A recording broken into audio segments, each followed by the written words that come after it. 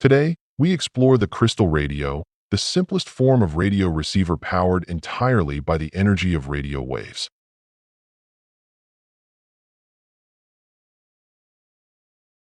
A crystal radio uses no batteries or external power. It relies solely on the energy it harvests from the radio waves in the air.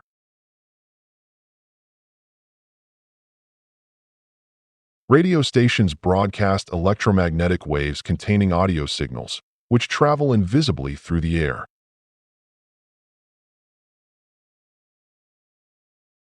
The antenna picks up these waves and converts them into minutely tiny electrical currents that enter the radio circuit.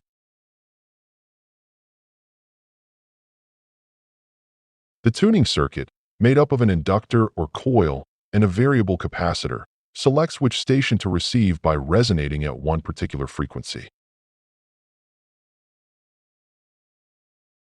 The crystal detector, originally a mineral crystal like galena, acts as a crude diode, letting current pass in one direction and converting the radio signal into an audio frequency pulse.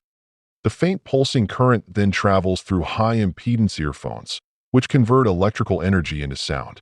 No amplifier is needed.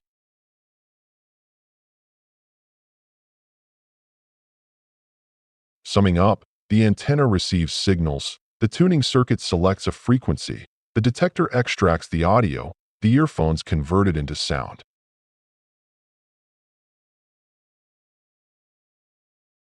A fun fact, crystal radios were widely used in the early 20th century and remain one of the most popular hands-on projects for learning electronics today.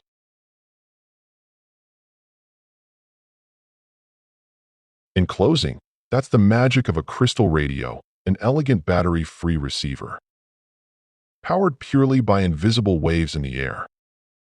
Thanks for watching. Don't forget to like and subscribe. See you next week here on Take Apart Engineering.